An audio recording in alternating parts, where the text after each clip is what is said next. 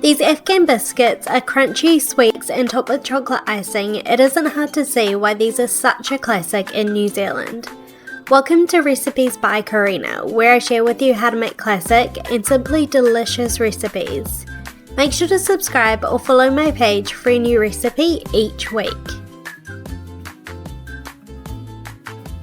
We're going to start by creaming the butter and sugar together. In a medium-sized bowl or the bowl of your stand mixer, add in 225 grams, 1 cup or 2 sticks of room temperature butter. You want to make sure your butter is at room temperature here, as it will make it so much quicker and easier to cream with the sugar. A quick tip I learned recently: if your butter is cold, fill a mug with boiling water.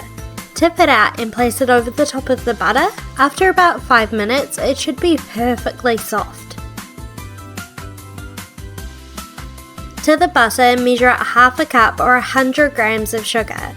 You'll notice I give the recipe amounts in cups and grams, so no matter where you live in the world, you should find this recipe easy enough to follow. If you'd like the full recipe for these chocolate Afghan biscuits, it'll be on my website, as well as the full measurements listed in the description box below. Use a hand mixer, a stand mixer or a whisk to cream the butter and sugar together until light and fluffy.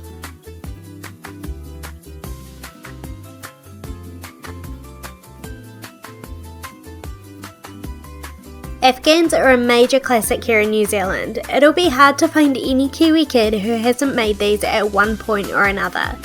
It's thought they were created around the 1930s, and there's not much information about where the name came from, but some say it's because they resemble the Afghanistan landscape, a bit of an odd choice.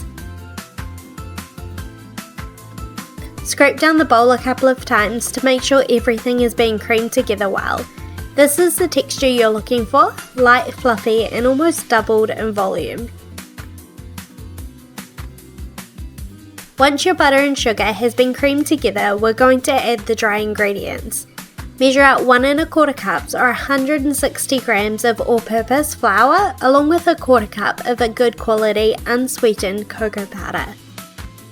If your cocoa powder is a little lumpy, as it does sometimes tend to be, make sure to use a sieve to remove any of the lumps.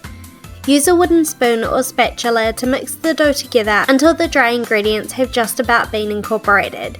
Make sure not to overmix here, as we still have another ingredient to add. As you can see from the ingredients, these biscuits/cookies are pretty simple. By the way, if you are confused, we call cookies biscuits here in NZ. Unless they're the kind of chewy chocolate chip ones, then they're cookies. The biscuit isn't too sweet, but they do get ice, which turns them incredibly delicious. These Afghan biscuits will also keep pretty well for about 3 days in an airtight container. You can easily halve or double the recipe, but depending on how many you would like to make, or make them half the size for a really small cookie.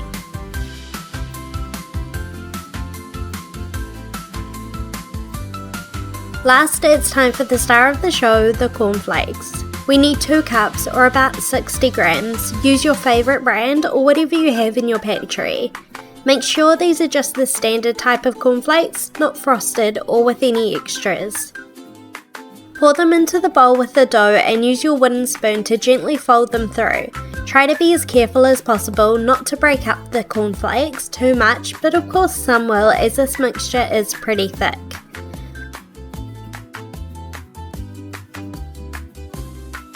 The cornflakes are what provides such a delicious crunch to these biscuits, which with the chocolate makes them so incredibly delicious. When your dough has come together, it's time to bake these. Line a baking sheet with non-stick paper and make sure your oven is preheated. The easiest way to portion out the cookies is with a cookie scoop. It's one of my favourite kitchen tools, but if you don't have one, just a spoon will work too. You want the chocolate Afghans to be about 2 tablespoons in size. If you are using a regular spoon, just roll them in your hands to form a ball. Set them on the tray, spacing them apart so they have room to spread a little. Use the back of a spoon to press the biscuits down. They do spread a little in the oven, but this just gives them a bit of a head start. Bake the chocolate Afghans in a 180 degrees Celsius or 350 degrees Fahrenheit oven for about 15 to 20 minutes. Let them cool on the baking sheet for 5 minutes before transferring to a wire rack to completely cool before icing.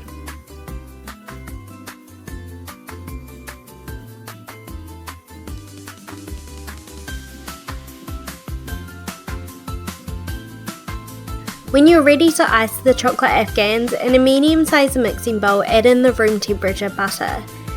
This is such a simple and easy icing recipe, no need for a hand mixer or a stand mixer, and it only takes about a minute to whip up. To the butter, add in 1 cup or 125 grams of icing sugar. Icing sugar is the exact same ingredient as confectioner's sugar and powdered sugar. These are just different names in different parts of the world. This icing or frosting is a really great recipe for when you want to whip something up super quick. It isn't as decadent as chocolate buttercream, but buttercream will take you at least 5 to 6 minutes to whip up and requires so much butter. This is great for chocolate Afghans or bars or slices. Add a few tablespoons of cocoa powder for that delicious chocolate flavour, and of course a pinch of salt to round out the flavours. Lastly, we'll need between 1 and 2 tablespoons of really hot water.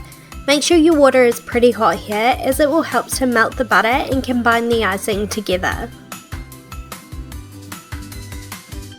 Pour it into the mixing bowl and using a whisk combine the ingredients together. You want this to be pretty thick, but if it does need it, a small amount more water can be added. Make sure to add it slowly though, as you can always add more, but you don't want to be caught in a trap of more water, more icing sugar, more water. To ice the Afghans, take a biscuit and add a few tablespoons of the icing, using the spoon to spread it out a little. Lastly, add a walnut half. It wouldn't be an Afghan without a walnut half. I hope you try out these chocolate Afghans, they're so delicious and such a classic here. Thank you so much for watching, and I'll see you in my next video.